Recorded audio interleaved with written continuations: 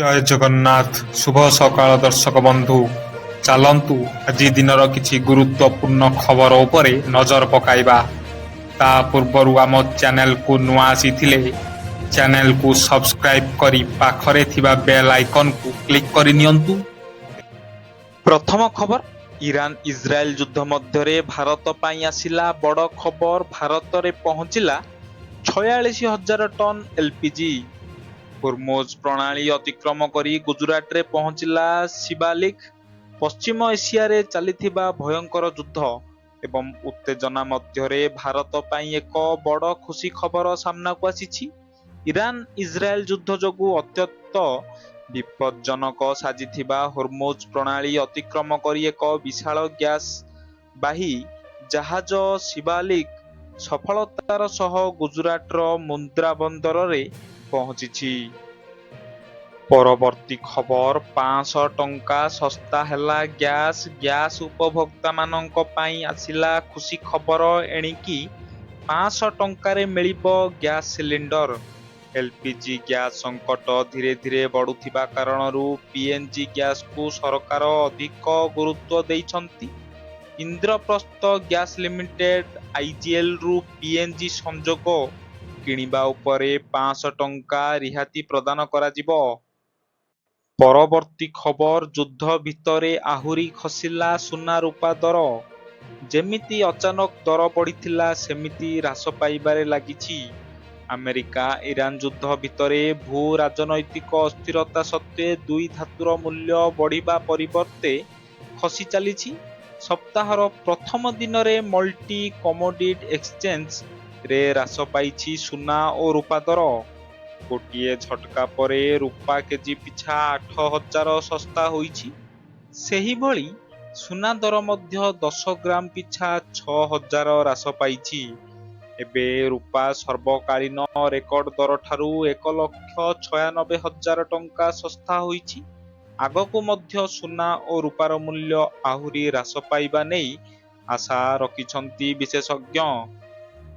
ପରବର୍ତ୍ତୀ ଖବର, ଓଡ଼ିଶାର 9 ଜିଲ୍ଲା ଦେଇ ଯିବ ଖଡ଼ଗପୁର ବିଜୟୱାଡ଼ା ଏକ୍ସପ୍ରେସ୍। ଓଡ଼ିଶା ପାଇଁ ଏକ ବଡ଼ ଖବର। ରାଜ୍ୟରେ ଗଡ଼ିବ ବିକାଶର ଗାଡ଼ି। ପଶ୍ଚିମବଙ୍ଗର ଖଡ଼ଗପୁରରୁ ଆନ୍ଧ୍ରପ୍ରଦେଶର ବିଜୟୱାଡ଼ାକୁ ସଂଯୋଗ କରୁଥିବା ହାଇସ୍ପିଡ୍ କରିଡର ଏବେ ଓଡ଼ିଶାର 9ଟି ଜିଲ୍ଲା ଦେଇ ଅତିକ୍ରମ କରିବ। ଏହି ପ୍ରକଳ୍ପ ଓଡ଼ିଶାର ମୟୂରଭଞ୍ଜ, କେନ୍ଦୁଝର, ଢେଙ୍କାନାଳ, କଟକ, ନୟାଗଡ଼, ଗଞ୍ଜାମ, ଗଜପତି, ରାୟଗଡ଼ା ଏବଂ କୋରାପୁଟ ଜିଲ୍ଲା ଦେଇ ଯିବ। ମୋଟ 1,102 କିଲୋମିଟର ବିଶିଷ୍ଟ ଏହି ଏକ୍ସପ୍ରେସୱେରେ 522 କିଲୋମିଟର କେବଳ ଓଡ଼ିଶାରେ ନିର୍ମାଣ ହେବ।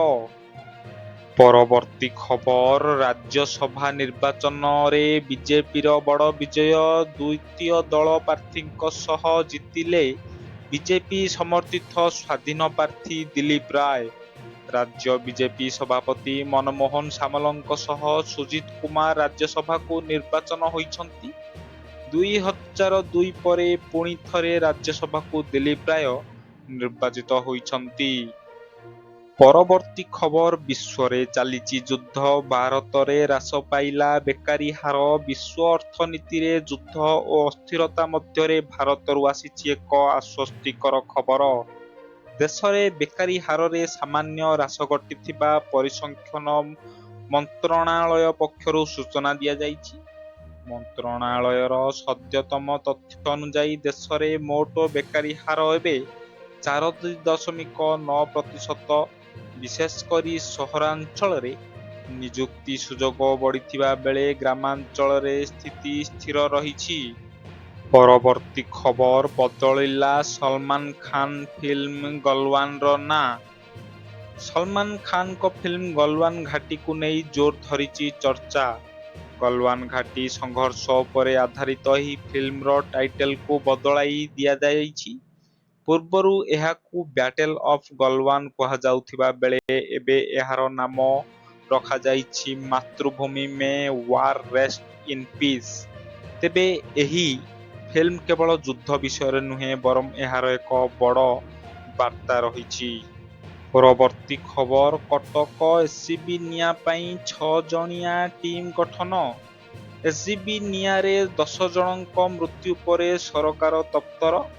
ଏସ୍ଜିବି ମେଡିକାଲ କଲେଜ ଓ ହସ୍ପିଟାଲରେ ଘଟାଯାଇଥିବା ଦୁର୍ଭାଗ୍ୟଜନକ ଅଗ୍ନିକାଣ୍ଡ ଏବଂ ଏଥିପାଇଁ ରୋଗୀମାନଙ୍କ ମୃତ୍ୟୁ ଯୋଗୁଁ ମୁଖ୍ୟମନ୍ତ୍ରୀ ମୋହନ ଚରଣ ମାଝୀ ଏକ ଫ୍ୟାକ୍ଟ ଫାଇଣ୍ଡିଂ ଟିମ୍ ଗଠନ କରିଛନ୍ତି। ପରବର୍ତ୍ତୀ ଖବର ସରକାରଙ୍କ ବଡ଼ ନିଷ୍ପତ୍ତି, ପୁଣି ଖାତାକୁ ଆସିବ ଟଙ୍କା, ଖୁସି ହେଲେ ଚାଷୀ। ଚାଷୀମାନଙ୍କ କଲ୍ୟାଣ ପାଇଁ ସରକାର ପ୍ରାୟତଃ ଅନେକ ଯୋଜନା କରିଛନ୍ତି। ଏବେ କିଛି ଦିନ ତଳେ ଦେଶର ସମସ୍ତ ଯୋଗ୍ୟ ଚାଷୀଙ୍କୁ ପିଏମ୍ କିଷାନ ଯୋଜନା ଅଧୀନରେ 2,000 ଲେଖାଏଁ ପଠାଇଛନ୍ତି ସରକାର। 14ତମ କିସ୍ତି ପାଇଁ ପାଣ୍ଠି ଆପଣଙ୍କ ଆକାଉଣ୍ଟରେ ଜମା ହେବ କି ନାହିଁ ତାହା ନିର୍ଣ୍ଣୟ କରିବାକୁ ଆପଣ ମଧ୍ୟପ୍ରଦେଶ ସରକାରଙ୍କ ସାର ପୋର୍ଟାଲରେ ଆପଣଙ୍କ ନାମ ଯାଞ୍ଚ କରିପାରିବେ।